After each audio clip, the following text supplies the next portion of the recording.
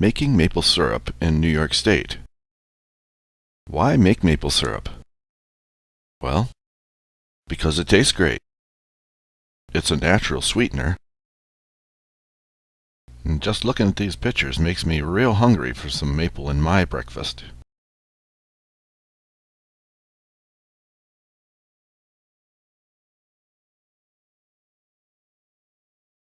Just where does it come from? And how is it made? Let's take a few minutes and take a look at that question.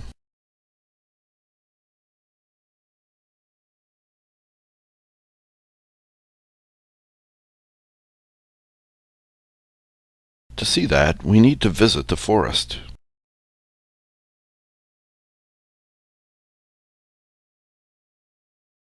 A forest used to make maple syrup is called a sugar bush. In the late winter to early spring, a small hole is drilled in a maple tree, and a maple spout is inserted, or tapped into the tree.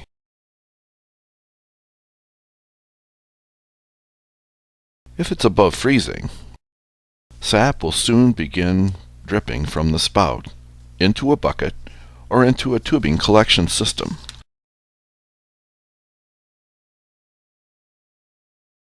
Don't worry about the tap holes. After the sap season, the tree grows over the hole, much like it grows over the scar of many branches it has lost over its lifetime. A bucket is hung on the spout, and a cover added to keep out rain and snow.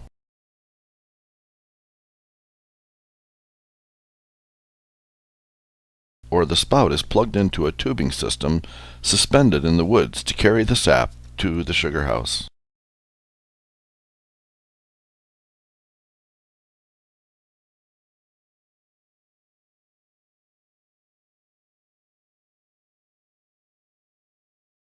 Tubing systems are made up of plastic tubing with many different fittings. Special tools are used to put the fittings into the tubing and to make a system that runs from the tap through the woods and into the sugar house.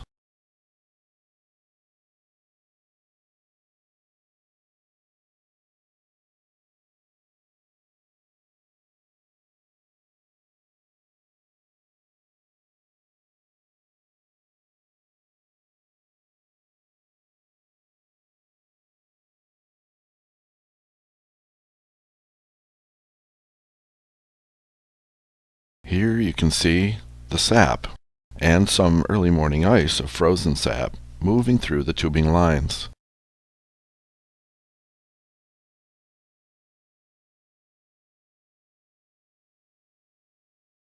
The sap flowing through the tubing gets deeper and deeper as more and more spouts are added to the system.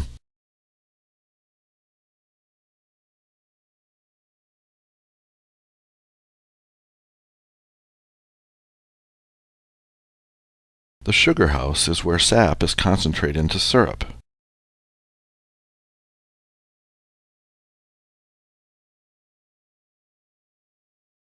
Here you can see the steam coming from above the roof of the sugar house.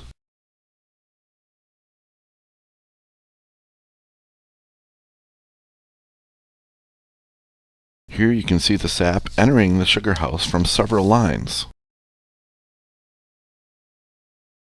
Here you see the sap being released into a sap holding tank. From here, the sap can be sent directly into the evaporator for boiling, or sent to an energy-saving device called a reverse osmosis machine. This machine removes between 1/2 and 7/8 of the water from the sap before it goes to the evaporator.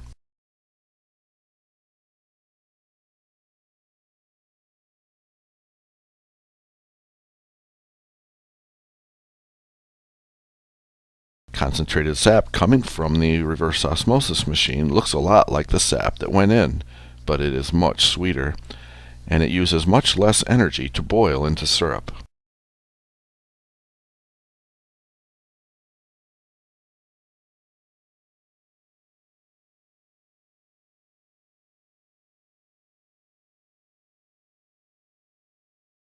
Fresh sap is between 1 and 4% sugar. Sap after the RO will be 5 to 20% sugar. Next, the sap is boiling to syrup, which is about 67% sugar. The evaporator or boiling pan is shiny clean. The boiling pan has a fire under it to boil more of the water out of the sap. Some maple producers boil with wood. Others use oil or natural gas.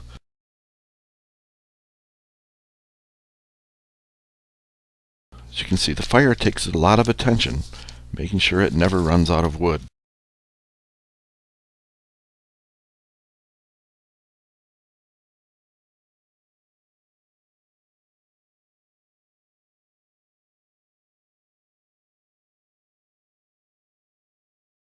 It takes lots of boiling, but eventually the sap becomes syrup.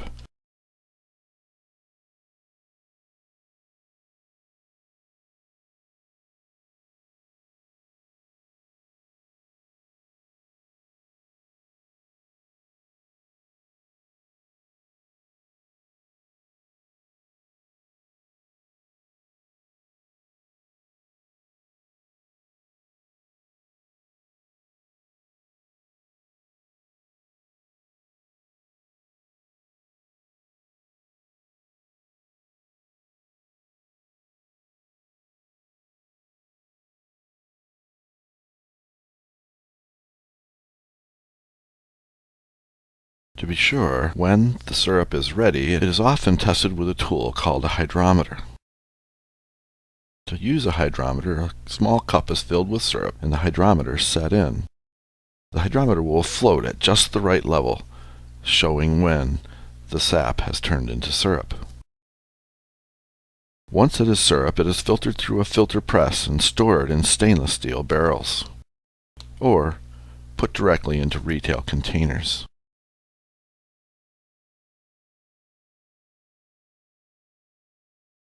Syrup coming from the evaporator will vary in how dark it is. Early in the season, syrup is usually light amber color. Later in the season, as the weather gets warmer, syrup will usually be darker. Darker syrups have stronger flavor, but you should try a sample of syrups of different darkness to see which flavor you like better. Another tool used to check syrup sweetness is a refractometer. It can be used to check syrup whether it's hot or whether it's cold. Another tool, a grading kit, is used to determine if a syrup should be classified as light, medium, or dark amber.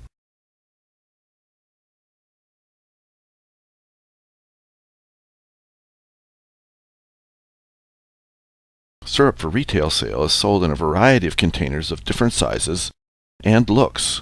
Some are especially great for gifts.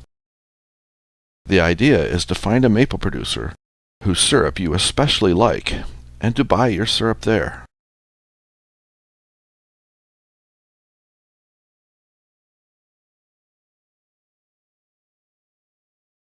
Along with maple syrup, there is a variety of maple products available. The maple booth at the State Fair is a great place to see all of them in one place. Products include maple cream, made with 100% maple syrup, only cooked a little more, then cooled, then stirred, making that very delightful creamy texture. Maple candy, cooked even a little bit more than the maple cream, but still again 100% maple syrup.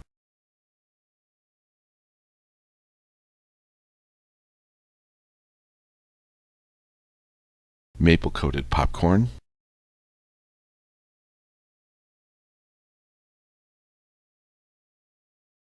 maple ice cream, maple slushies, maple cotton, maple suckers, and maple soft drinks. Maple can also be used in a variety of recipes, and you can find many recipes at the New York State Maple Producers website at nysmaple.com. What you have seen so far is how most maple syrup is made in New York. But you don't have to have lots of maple trees and big equipment to make maple syrup. Many people make syrup in their own backyard with just a few trees and a small boiler. It all works about the same, just smaller.